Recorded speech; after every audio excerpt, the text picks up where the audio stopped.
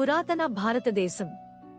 నదులు ప్రవహించే విశాలమైన భూములు, సుందరమైన రాజమహల్లు, ధర్మపరంగా జీవించే ప్రజలు. ఇక్కడే హస్తినాపుర అనే రాజ్యంలో రెండు మహా కుటుంబాల కథ మొదలవుతుంది. అందమైన రాజమహల్లో శిశువుగా జన్మించాడు శాంతను.